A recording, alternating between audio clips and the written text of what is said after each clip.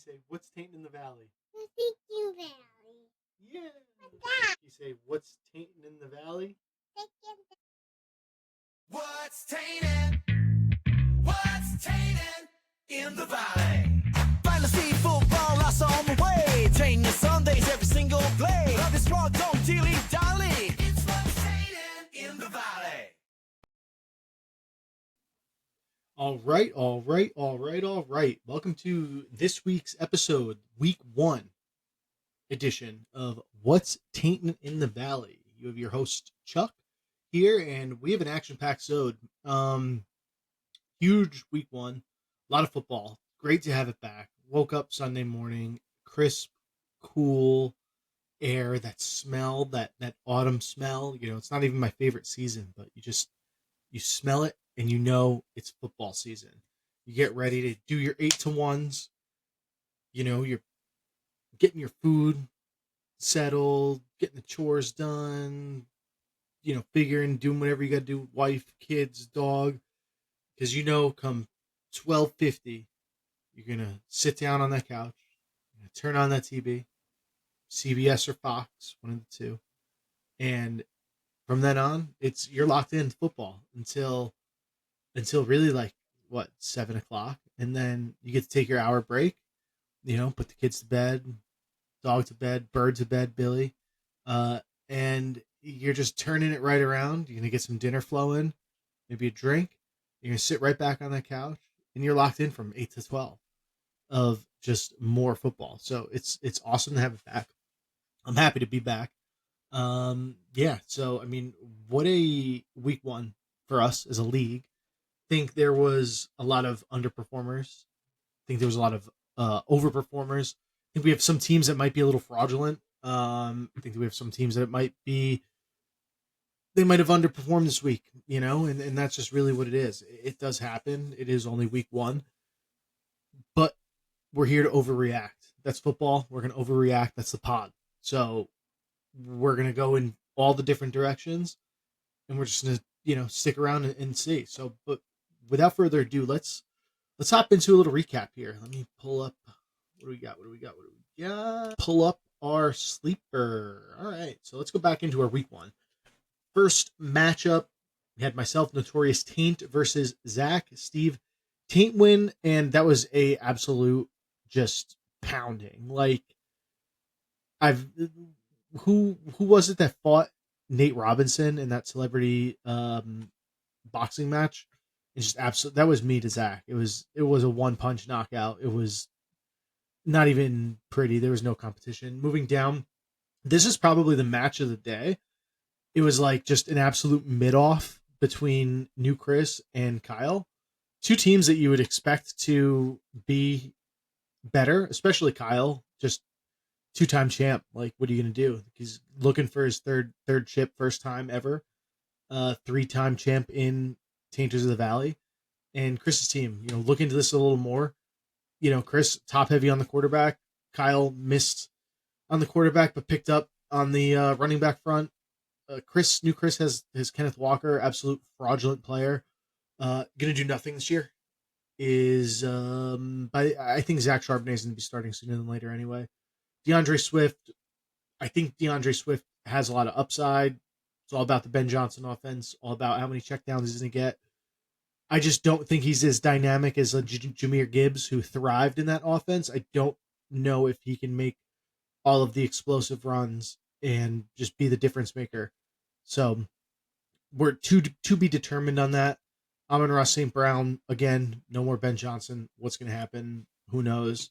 And then just like some other, you know, mid stuff going on. Nico Collins was just really shitty game. I don't know if that, I didn't even actually watch it. Caught some of the highlights. Were the Rams good or the Rams bad, or was the Texans just bad? TJ Hawkinson, first off, hand up, JJ McCarthy hater. I don't think I've talked shit about a football player as much as I have JJ McCarthy over the last 2 years since he got drafted.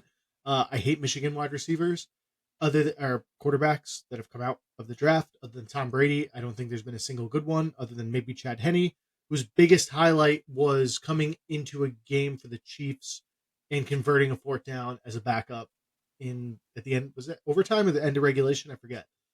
So JJ McCarthy showed out and made me look stupid, but you got to do it more than one time. For 3.5 quarters, he looked terrible. He looked like the worst football player I've ever seen in my life. Um, do better, but for now, like tip of the cap, tippable effort. That's it. Hawk will probably start to see a little bit more volume, especially if JJ McCarthy is not an absolute dumpster fire like I expect him to be. Brian Thomas, victim of his situation, and that's it. But yeah, like I said, Kyle's got a good team. Other than Jalen Waddle, I think they'll come around. He's got a decent bench too. Debo Samuel on the bench hurts. A lot of points left there. I had him in one of my other leagues. Had him starting. That's what you do. You're good fantasy manager. You start the good players. And you have an idea. Um, Joe versus Sean, trouncing. Joe just stomped all over him. Sean got put in a blender, low key a little bit, but Christian McCaffrey still performed. Tyreek Hill, I don't know. Squat's a big fan of him, Jimmy. So I'm sure we'll get some comments on that. Speaking of Squat, beat up pretty bad on Alex. Alex didn't have a great showing either. Just if you look at the scores, there's just a lot of low scores. Like every loser had less than 110 points, which might have to dig into the stats. I don't know if that's ever happened. That's just in a PPR league, 10-man, not half the league scoring under 110 points that's pretty crazy. More than half of the league, 6 out of 10 scoring under 110 points. That's not great. Not great, Bob. So I don't know if that's indicative of poor fantasy management or week one weird football, but we'll figure it out. Squat beat Alex. Another interesting team. I don't want to use the word fraudulent. I don't think Alex's team is fraudulent. I just think that you got a lot of guys who are victims of the situation. Use that word a lot or that phrase a lot because it's a thing. DJ Moore, like, is Caleb Williams going to be Caleb Williams and be terrible? Because again, you want to talk about a school that doesn't produce quarterbacks? It's USC. USC does not produce good quarterbacks. Sam Darnold, if you want to make the argument, but like, name another one. Mark Sanchez. I love him, but let's be real. It's Mark Sanchez. Matt Leinart. Like, it's just a mid. It's a mid school that produces mid quarterbacks. And because of that, you have really, really, really talented wide receivers like DJ Moore they're being forced now to be running backs. Like, you saw DJ Moore lining up in the backfield. Like, and that's going to take from DeAndre Swift too. That's that Jahmyr Gibbs factor that they're trying to find. They're actually taking a wide receiver and making him do that. Which, banana world to me. Evan Ingram, mid. Jerry Judy, mid. Boswell. Let's talk about that. And then last matchup, Billy versus Mondo. Again, just a story. Loser, not scoring a lot of points. Winner, happened to score a lot of points. Mondo put a beating on Billy pretty bad. 32 points is rough beatdown. I mean, Mondo, his team top to bottom, I venture to say it's one of the more complete teams in the league, just looking at it from the top down. Kyler Murray is going to, it's a little sketchy. It's Kyler Murray. You don't know, is he going to be good? Is he going to be bad? Again, it's Cardinal stuff. Like, he's going to have games where he's going to put up his 20 to 40 points. Like, you might see a 45-point game from Kyler Murray where he just absolutely goes bananas for no reason. Just Kyler Murray on a random Thursday night or something is just going to go crazy. James Cook, Buffalo, running back, he's going to get the action.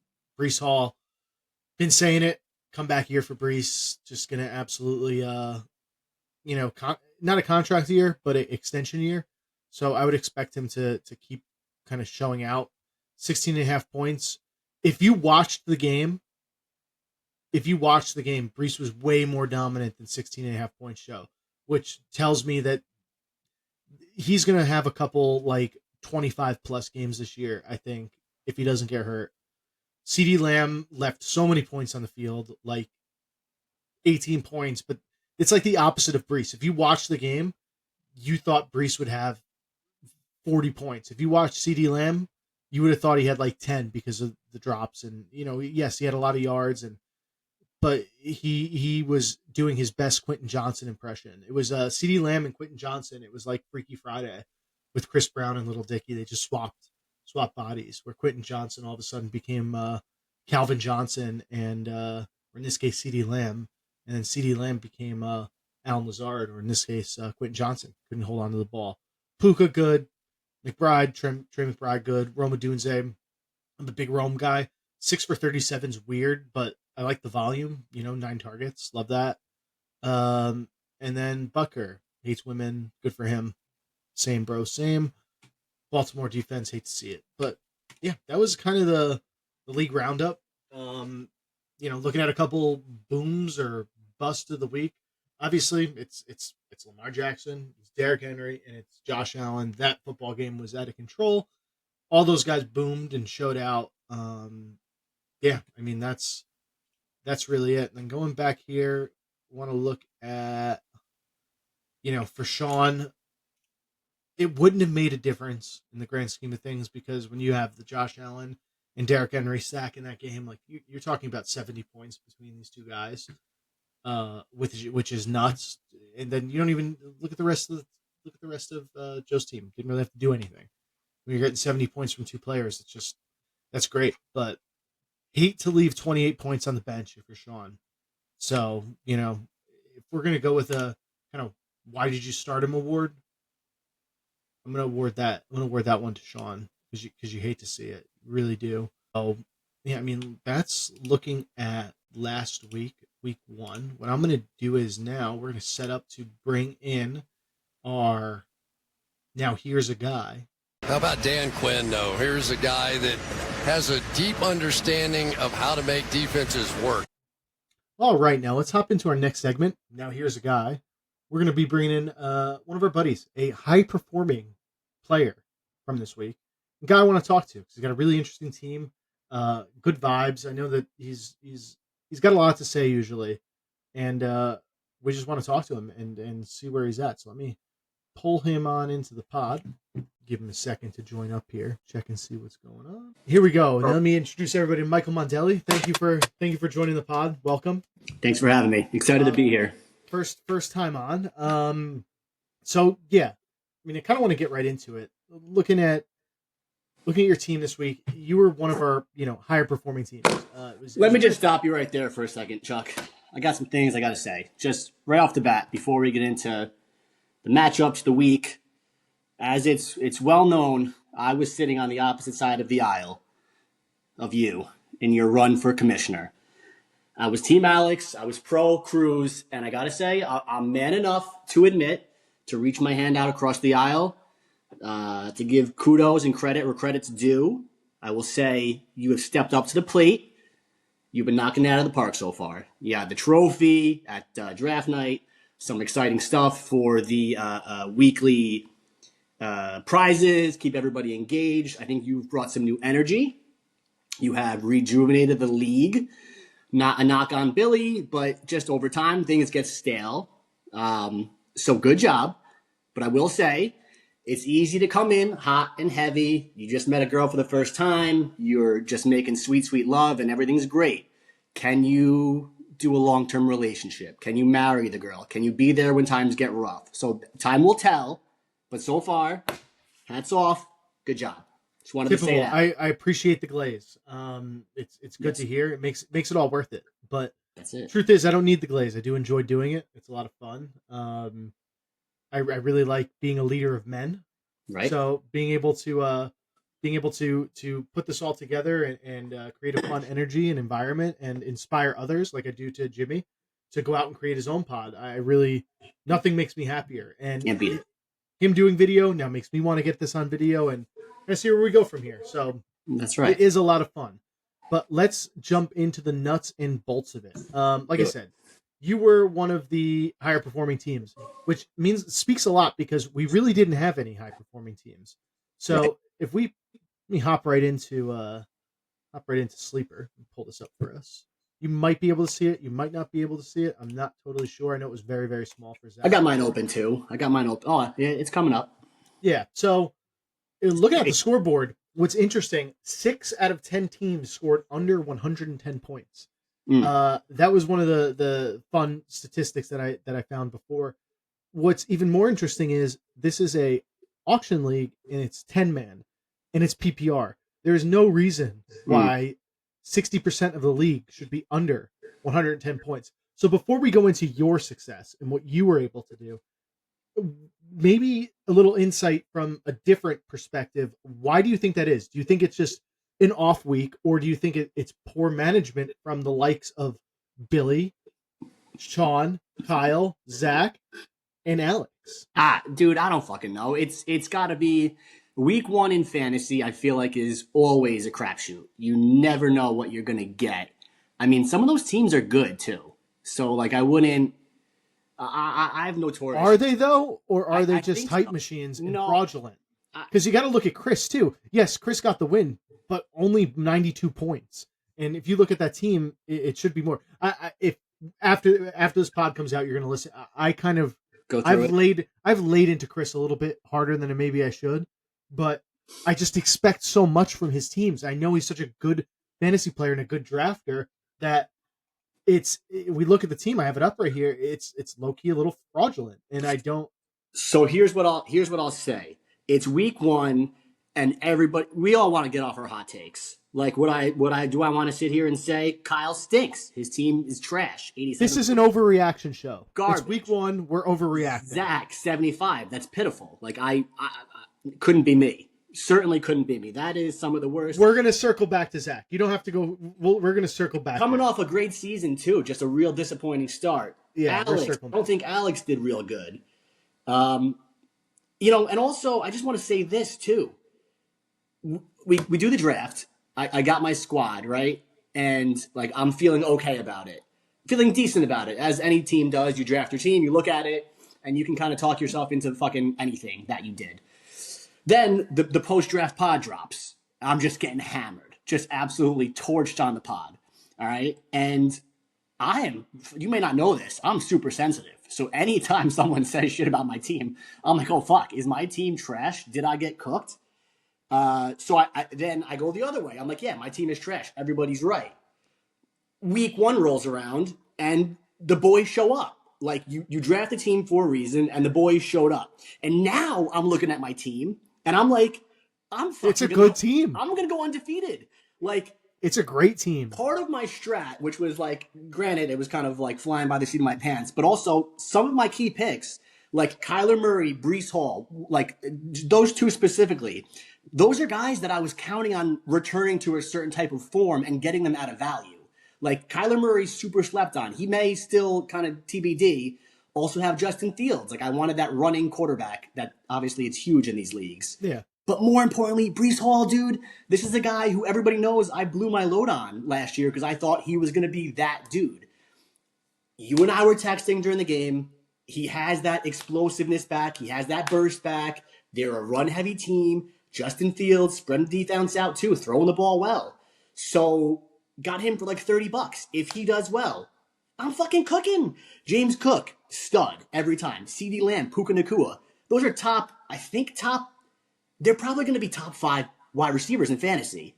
I would venture to say, top yeah, 8? at least top 10 for sure. I think you're going to have 2 better than wide receiver 20s, which is awesome. For sure. And then Trey McBride, obviously week 1 wasn't huge, but the guy's a stud. Nine targets, like that's the volume you want to see for a tight end. Like, and he's not one of the tight ends that's touchdown dependent. Like, he'll get targets outside of the red zone. I mean, last year it took him 15 weeks to get a touchdown? I was just gonna say that exactly. So yeah, I'm feeling pretty fucking good. And then the Ravens defense is a very good defense. They ran into a weird situation. Anomaly. The Bills think like they are going to dominate in a lot of games and put some points on the board. And then if not, fuck it, I'll just stream somebody else. I think if I have to pick somebody on your team, maybe like suspect, worry about, red flag. I'm a Roma Dunze guy, but there are mouths to feed over there, especially when you get what's his face, Zacharias. Yeah. Is the guy from the Commanders last year? Yeah, remember we Yeah. bet him or something, Yeah, and yes. yeah, it was great. Yeah, he's really good. I think he's gonna take a chunk out. I think your team is really good. I don't really That's think gonna you have anything be to worry about. that's a good call out. That's gonna be an all season long thing for me. First But of all, it's Michael Pittman on the bench. If that's Daniel Jones is Andrew Luck 2.0, you yeah. know, with legs, who knows what Michael Pittman's value is, limitless. I'm not deep. So I'm not deep. I'm looking at my bench. I'm not very deep. Like bye weeks I are mean, gonna we be can tough. we can talk. We can talk. Yeah, we'll talk. We'll talk offline. I have, if you ever look at a team, you want depth. Are you I am, depth guy? oh yeah, it's, what is it? Challenger deep depth. That's the bottom of the Mariana Trench. So that's I'll the have kind to of depth we have. Yeah, so that's just kind of looking at some of the teams, some of the scores. I want to circle back to Zach.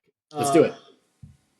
Lay it on. Like, what do you, if you have one or two things to say to Zach, like, you can give him words of encouragement. You can beat him while he's down. But 75 points in a 10-man PPR league, bend over and get ready to get paddled, because that's kind of where we're at. I'll say at least he dominated last year and won the championship. Like at least he has that to hang his hat on. He had all those points last year and he won, right? Didn't he win? He must have won the ship last year, right? No, Kyle won last year. Oh, He won Zach, I think, won the year before. yeah. got I don't know second, that. though, I don't know. Second or third. There's not much you would say like Super Bowl team, Super Bowl hangover. They were like they're just fucking. They just won everything. You would think he would have come out hungry this year. It looks like he came out well fed, like resting on his laurels a little bit. He was really confident. Maybe he went back to the well in some ways. I'm looking at his squad. Went back to old reliable Kamara. Like how many times can you go to that well? Maybe you have to try something new. I don't know. He did get your boy. He got Bucky Irving, and he Bucky paid Irving. for him. Scary Terry is like a D&D. He's a super talented guy, and he's got Jaden Daniels. And he just got paid. Talk about being complacent. Just got paid. He's well fed. Zach drafted a bunch of well fed guys. CJ Stroud has something to prove, but also maybe possibly just trash. I don't know. Great rookie season, down second season. I don't know if that's the guy you want to turn to. And then Jamar Chase. But I will say, like, I would almost draft Jamar Chase and Joe Burrow and not play them for the first 4 weeks. Like, I would just stash them until they get out their kinks. Fair take. I haven't heard anybody say that. It just, dude, in our guillotine league, the guy who drafted Chase and Burrow, when that was happening, I was like, this fucking guy is going to get eliminated because all his eggs are in the Cincinnati basket, and they're always trash for the first 4 weeks. How much did you pay for Chase? What'd you bid? I didn't do it yet. We have till like midnight, right? Or like 3 in the morning. Yeah. Yeah, I haven't. I probably wouldn't touch him with like a 10 or 11 foot pole. So I heard domestic violence allegations. DV, classic DV. Yeah. He shot his dog. It's really sad. I hate hearing about it. But. So overall, and this is not. I hate to do this to the guy. I think Zach's team might be cooked. I'm looking at it. There's not a lot of potential there. I mean, is officially cheeks or. I'm prepared to give him the stamp. Do we have a stamp? Can we get like a fucking overlay or some type of like graphic? I don't know how to do that yet. I'll figure it out. Jimmy, but if we did, me. Everybody just pretend I have a stamp in my hand. I'm just stamping the screen. Officially cheeks. Cheeks. We can do that to a couple teams. That's Zach. He's getting the cheeks stamp. Sorry, buddy. It's totally fine, and we'll see who else is. Everybody's gonna have a rough week, and it's gonna happen. But in short, I don't want to take up too much more time on the pod here because we're already kind of a long episode. I want to talk about your championship prediction. Like, what do you see? Maybe you can go into a top 4 if you really want to, but at least a top 2 and champion. I love it. So I think I don't want to be chalky because like obviously we have guys who performed really well week 1. Joe was again chalky. This is super chalky, but fucking scary team. It's a scary team, but listen, I mean, are you gonna get 70 points from Josh Allen and Derrick Henry regularly? But if you get fucking 50, he's still sitting at 130. Like he's still at a good. Ladd could low key be a little fraudulent. I think he's good. Mike Evans, like we don't know. Mike Evans, yes, he's perennially year in year out. He gets his targets, he gets his catches, he gets to 1,000 yards, and he dies. But like Devontae Smith, you go down the line from his team. I really don't want to use the fraudulent term yet, but I'm not giving him the fraud stamp. I'm not going to stamp him with the fraud. I actually, right now, maybe recency bias, but you look at some of those names, and these are dudes who just perform. Like three off the bat who are just consistent: Allen, Henry, and Evans. And Laporta's obviously getting peppered targets in that offense. yeah, but Evans is his whole target share is gone because we haven't even talked about Mbuka. He's a dog. He's going to get everything. And I don't know who Mbuka is. scroll all the way down to the bottom of Joe's team. He's on the bench. Oh, Igbuka. Okay, I thought it was somebody else. Yeah, I know who Igbuka is for sure. Know who that guy? He's the rookie wide receiver for Tampa Bay. He's nice. But yeah, so Dude, no, I hear where you're coming from. I'll disagree. I think it's a good team. He's got Etienne on the bench. I think I it's don't. Maybe I think won't it's- use fraudulent, but I might give him the stamp, the Baja Men stamp with the one hit wonder. I don't know if you're getting 70 from those two guys again, and I think 146 is a steep. I think I'll go the other way. I think he'll get more than 70 some weeks. I think that Allen and Henry, and we texted about this the other night, and you're doing it right now. Why do we sleep on Derrick Henry? The guy is a freak of nature. He does it year in and year out, week in and week out. Like, I think there's going to be a week. You can put this as like my prediction of the season. They're going to combine for over 80. I would almost guarantee there will be a week where they both go off again, and this time Derrick Henry will find the end zone fucking 3 times, and they'll have an 80-point week. Now, what I do think will happen, official prediction for Joe, because this is just what he does, great regular season, fizzle out in the playoffs. You're going to have a bad week. Those guys are going to have a down week. I don't know when it's going to be, and he's going to get booted. Sorry, Joe, but that's the official prediction, stamped, eliminated week 2 of the playoffs with a great regular season. can't finish a job. Yeah. Always the bridesmaid, never the bride. Can't win the big one. And you hate to see it, but You can't see it. All right, I think that's it. I appreciate you having you on, first time guest. Happy to be here. Look forward to having you on more. Hopefully as a winner, but if you have to come on as a loser, as a Zach, Right. it happens. That's just you got to take it. It's part of the game. I'll come on as Zach. All right, thank you for having. Or thank you for How do I say that? Thank you for letting me have you.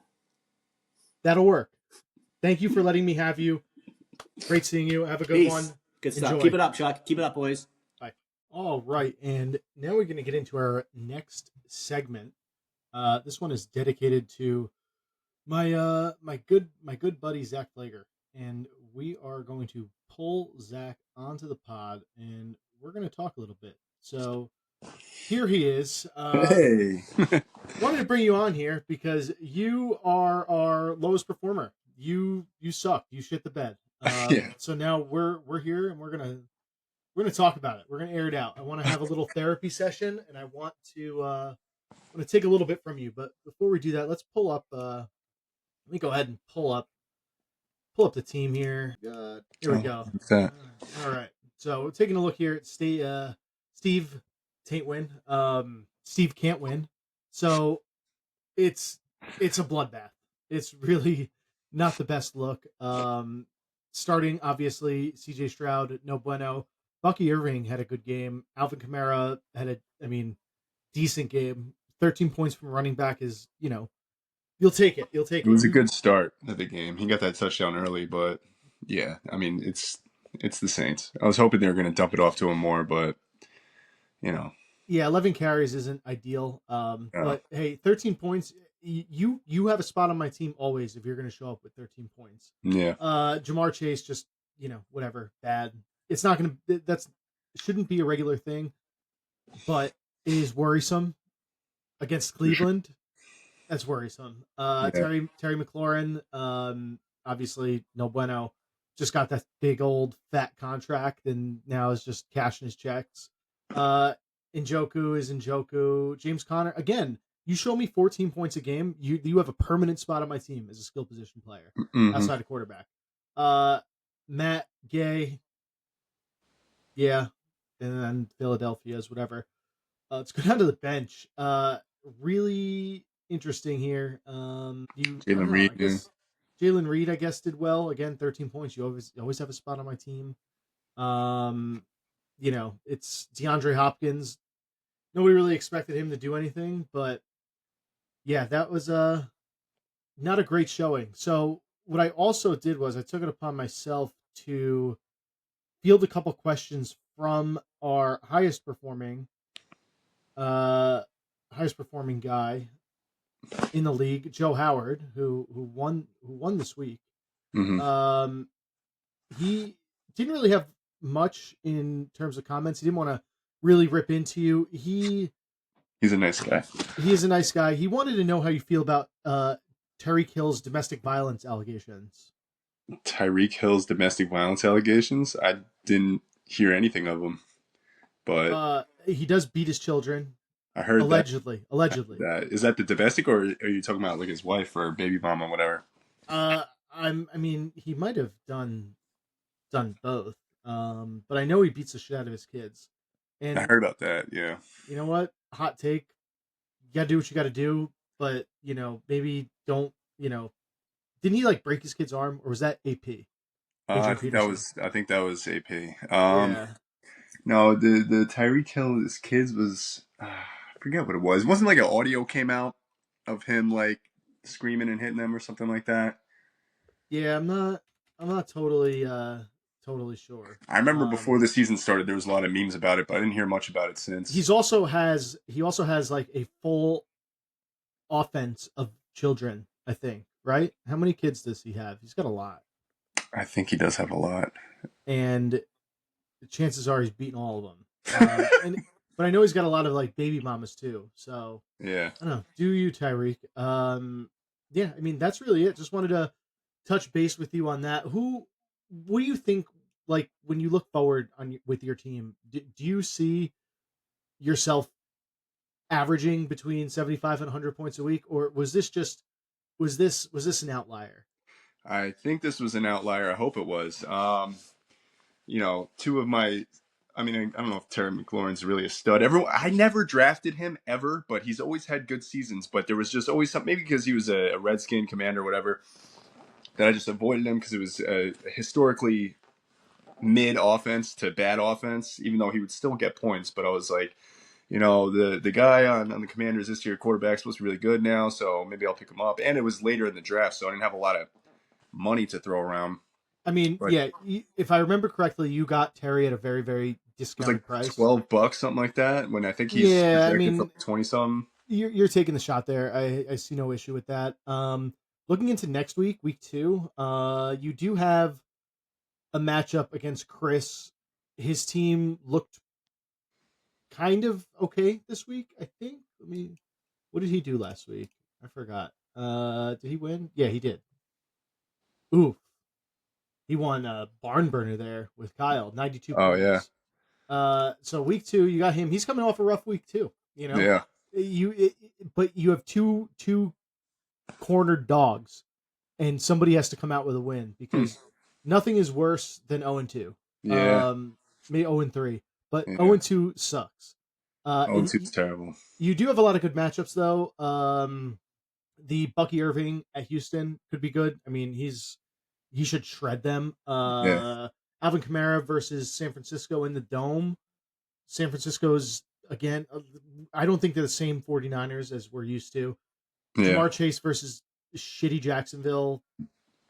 Terry McLaurin versus Green Bay. I mean, that's not great. I mean, No, he's gonna have Jair all over him. and then Parsons is going to be rushing Burrow. Yeah, that's not ideal. But whatever. Or Jaden Daniels. But he's either way. It's Oh yeah, not Jake Daniels, my bad. not great. But look at what the Cowboys did. I mean, they were throwing the ball downfield. There was right. Yeah, the Cowboys were throwing the ball downfield. There was openings. They All played the through. Eagles. Oh shit, you're right. The Packers was what, the Ravens? I mean Who the did Raiders. no? Raiders. I'm thinking of Washington. I got my games all mixed up. Hmm. Yeah, they didn't really throw the ball downfield, Washington, against the Giants. And the Giants suck. Banks always open on a Sunday. And Njoku against Baltimore. I mean, Baltimore's defense is should be good, but was kind of sus a little bit, Yeah. giving up all that. I mean, you have some good matchups. You have a realistic opportunity to win. Who I didn't get your thoughts on this yet. Who in the league do you think has the best opportunity to take it this year? Like, if you had to predict somebody, we're still early in the season, so there's not a lot on paper. We can still go with the predictions. Um, it's funny when you were talking to Billy about it. You guys mentioned my name, and I was all fired up. I was gassing myself up. I was so happy. Um, I'm not going to say me because based off that week one, even though yeah, Chase isn't going to be like that forever. I mean, Joe had a pretty dominant first week. Kyle always, uh, for whatever reason, those are the only two I can think off the top of my head. Yeah, it seemed before we reached Sunday I night mean, and Monday Night Football, Kyle didn't even everyone break was kind of 90. yeah, but I know his team on paper is just like is crazy, and I think it was just the week one blues because Sunday after 1 o'clock, all our scores, well, except for maybe mine, I even said in the group chat like it's anybody's game for this prize this week, but that was going off for the projections. I don't know if Joe keeps steamrolling, man. If he keeps momentum, then look out for him. Uh, I mean, there wasn't really any. Actually, what do we got there? Oh, Mondo had a big one. Uh, Joe, Mondo, and myself were the top three. Yeah, Joe had 146. I had 138.92. Mondo had 138.02. So yeah. I mean, it's hard those to are the tell, top but I three. get you and Mondo too. I mean, it's a last year for me was crazy, but I felt like it was just the momentum. And that was the team I drafted pretty much. I hardly had any kind of change go on during my team. This year I might have to make some changes, but we'll see who's available. Um, I don't know. I think it's too hard to tell who's going to take it all. There's so much fantasy left, and then injuries can come at any time, and then who who knows how long they last for. Um, you know, it's you can't really tell at this point, even with a weekend with scores on the board and stuff. Yeah, I feel you on that. But I like your odds to bounce back this week against Chris. I think Chris's team might be moderately fraudulent. Hmm. Baker Mayfield, I'm a Baker guy. I He's like Baker, even though he he's is the my Tampa, guy. but he's I'll that guy. always root for Baker. Kenneth Walker is fraudulent. He is He's way a do not overrated. draft for me. DeAndre Swift got a lot of looks out of the backfields kind of early. It's really dependent on the Bears and Ben Johnson if they can get ahead early. But they Hmm. were ahead early, and he was getting he got good volume, I guess, but he was getting, they were keyed in on the run. I just don't think DeAndre Swift has that dog in him to be able to Yeah, get to the second level and make explosive plays. Amon-Ra St. Brown again could be fraudulent. The Lions don't look great. The no more Ben Johnson on the Lions is kind of concerning. They got put in a blender against Green Bay. yeah. I think You know, he's gonna have big weeks, though. Hopefully, it's not next week. yeah. I mean, same thing with Nico Collins. Same Yeah, thing with same with Brian Nico. Thomas. He has an opportunity to do some good stuff. I just don't. I think his team is starting to raise the fraudulent flag. So Hmm. we'll see. We'll monitor and track and adjust that prediction later on. But Yeah, just want to thank you for taking the time to hop on the pod. And you know what? When you lose and you are the worst one out of all of the people in the league, it really sucks that you have to yeah, sit yeah, here and yeah, take it. yeah. You But finally got your wish. You got your wish. You beat but me. Whatever. you have the bounce back opportunity next week, and I look forward to maybe having you on as the highest scorer. So Appreciate it. thank you for Thanks for joining. having me. I'll see you later. All right. You up? Thank you. Yeah. So all right. So let's wrap this up. Last segment. We're gonna dive into some predictions. We're gonna look at sleeper. Pull this on up, and let's take a look at what do we see for week 2 here. So I got week 2 opened up. Let's go through some of these matchups. Notorious Taint versus OJ Taintin. That's me versus Kyle. I mean, Kyle's team's due for a bounce back. It's a good team. think Malik Neighbors is gonna, I think the Giants are gonna figure it out. I don't think the Cowboys have a good secondary. I know everybody loves Trayvon Diggs and those guys. I think Trayvon Diggs is the most overrated player in the NFL. I think he's gonna absolutely torch him, low key, actually high key. I think Malik Neighbors is way better. Everybody else, favorable matchups. I think Saquon Barkley is going to do Saquon Barkley things. Mark Andrews versus Cleveland is going to eat. Jacoby Myers. What did he even do last week? I didn't even see. 17. All right. Maybe Jacoby Myers is kind of good against the Chargers. Good matchup. I think I got him though. I'm going to go with. I don't think I'm going to meet my prediction. I think I'm due for a little bit of a step back, but I think Kyle is going to step back even farther because yeah. So I'm gonna go with like 125, 114. Official prediction for that game. Zach versus new Chris. One of these guys is gonna come out of here. Well, Chris won last week, right? I went over this already. Chris did win. He barely won. You have two guys that are hungry for good week, really hungry for good weeks. Baker Mayfield against Houston.